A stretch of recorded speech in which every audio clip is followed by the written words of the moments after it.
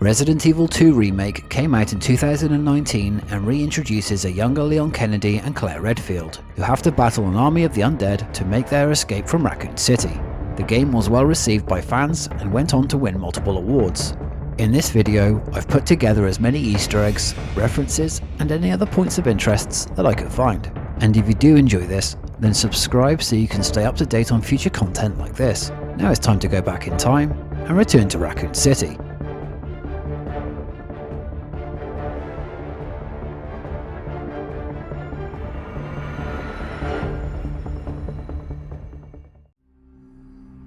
Starting off on the main menu, you can see the Raccoon City skyline. This is based on the city of Montreal in Canada.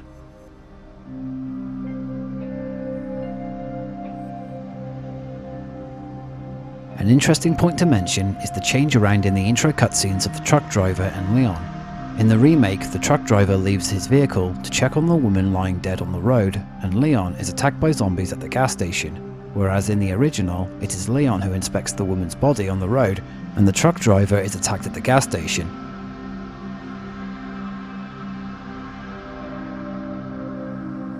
The rare number plate on Leon's vehicle shows the name Matilda, with the A letters replaced with the number 4. This not only refers to the name of Leon's starting weapon, but the gun itself, as well as his own name, are references to the film Leon, with the child Natalie Portman playing a character called Matilda.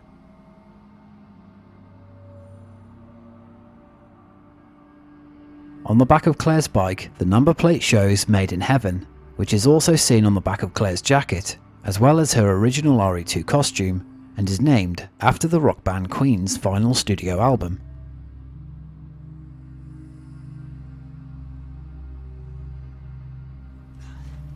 Always a fun thing to do is to test the limits of your game world. In this case, right from the moment you take control, as either characters try to leave the area along the road, and you'll hear their response. Nothing out here. Wasted time. Middle of nowhere. That was a bad idea. This Colombian Roadmasters advertisement, that's also found in other Resident Evil games, refers to the cafe chain in the Capcom game Dead Rising.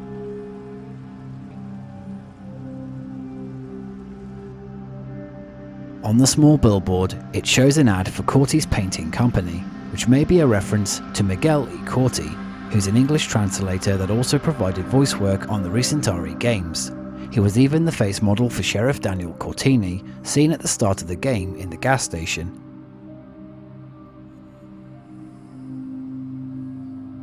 On the front door of the store is an employment ad with a phone number. This is actually a date, the 29th of January 1998. Which was the release date of the original game in Japan. Inside the shop is a freezer that sells herb ice creams, which fans will know are based on the game's healing items, even including the yellow herb from RE4.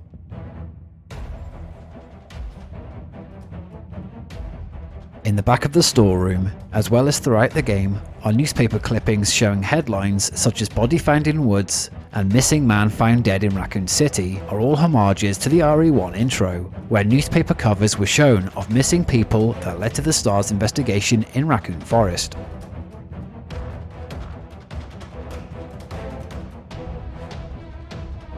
On the first street, after the truck crash, are several shops that are of particular interest.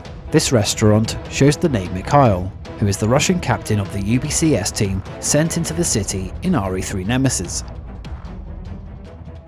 A more obscure Easter egg can be found on the window of the same restaurant showing the name Frank East. This name has appeared in previous RE titles and may refer to Frank West, who is the protagonist of the Dead Rising games. This shop sign, first seen in Scenario A of the original RE2 game, is a reference to the Street Fighter character Sakura, as the name is spelled backwards.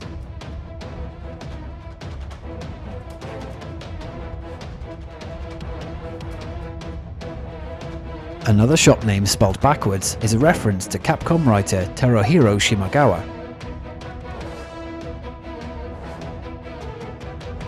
There's a recruitment poster in the guard room showing Brad Vickers, who was the STARS Alpha team's pilot from the first game.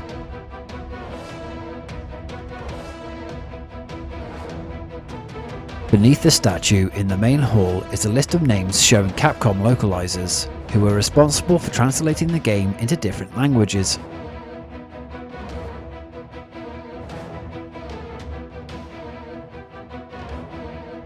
In reception, there's a bronze statue with an inscription on the base, and near the bottom is a quote that says, "We do it."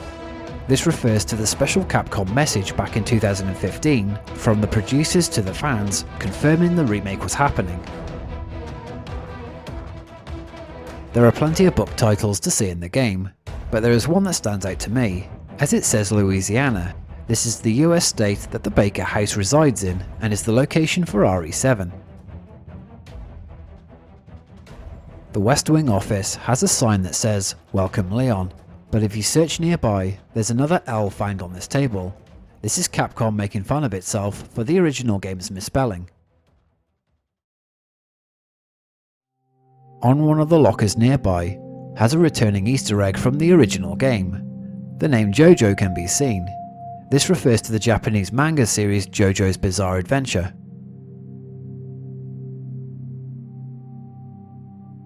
Amongst the names of police officers shown on each of the tables is the name Rita Phillips. She originated from Resident Evil Outbreak File 2 and was worth a mention, as characters from spin-off RE titles are seldom mentioned, and is great when Capcom tries to tie in events from the less popular games into the main numbered series.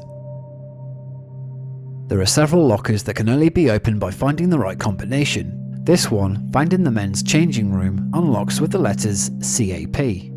Though it may stand for Capcom, given the other combination locks that I'll mention later are other Capcom titles, this may actually be referencing Captain Commando.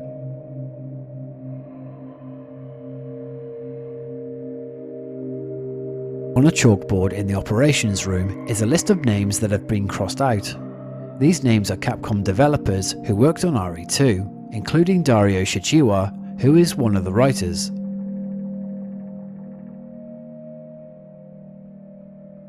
The miniature model found in this room, on the third floor, as well as the mannequins found in the east storage room, are the same armless mannequin designs found in the attic of the Baker's home in RE7.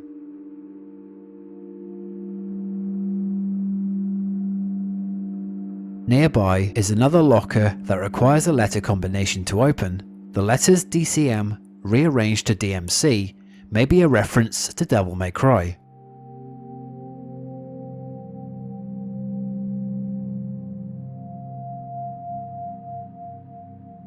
In the Star's office, behind Wesker's former desk, is the original photo of the Alpha and Bravo team members, taken sometime before their demise in the Spencer mansion.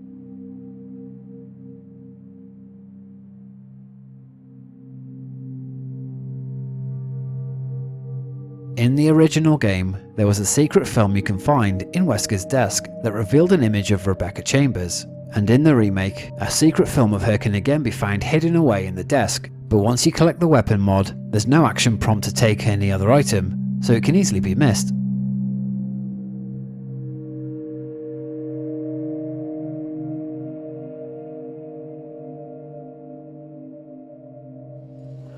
During the first boss battle against William Birkin, you can sometimes hear him call out to his daughter Sherry.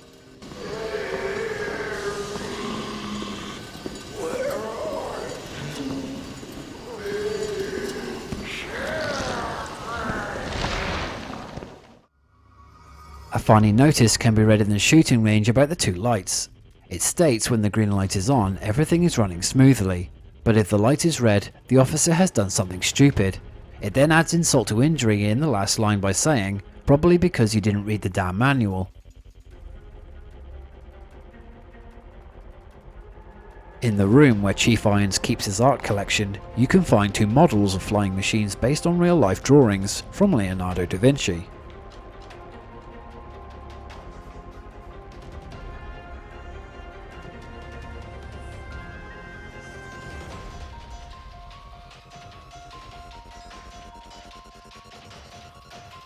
Although there aren't any giant spiders in the game, you can find in some areas of the sewers spider webbing on the ceilings.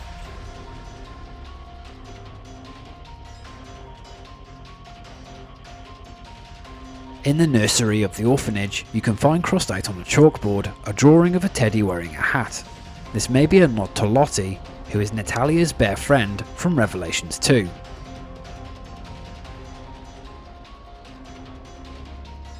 When Sherry is running away from Irons, she locks one of the doors, forcing him to hack his way through, which is reminiscent to The Shining. This was a film that had another Easter egg in the original game, where Red Rum was seen in one of the corridors. As Claire, when going toward the orphanage, there are some recognisable locations, such as Kendo's gun shop, a city bus you have to pass through, and the basketball court are the obvious ones, but these steps leading down to the dumpster and the female zombie are also similar to the original game.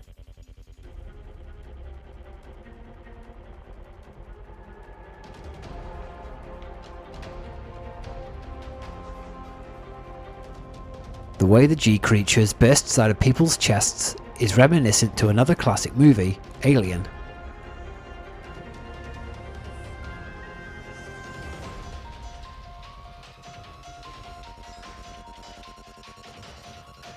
Another locker with a letter combination can be found in the sewer control room.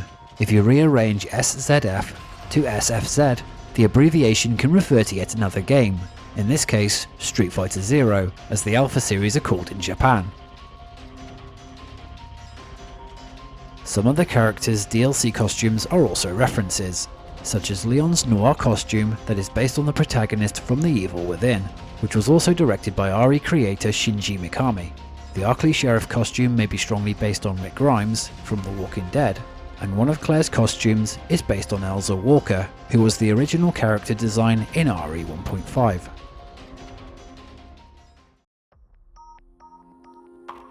Hey everyone, thanks for watching, and if you made it to the end, then I hope you enjoyed it. I'm currently going through the Resident Evil series right now, so expect more of these to follow, including Remake 3, RE7 and Village. If you haven't yet, it would be a great help if you can show your support for the channel by subscribing and liking the video. And once again, a big thanks to all of you who have been supporting this channel. So, until the next video, bye everyone.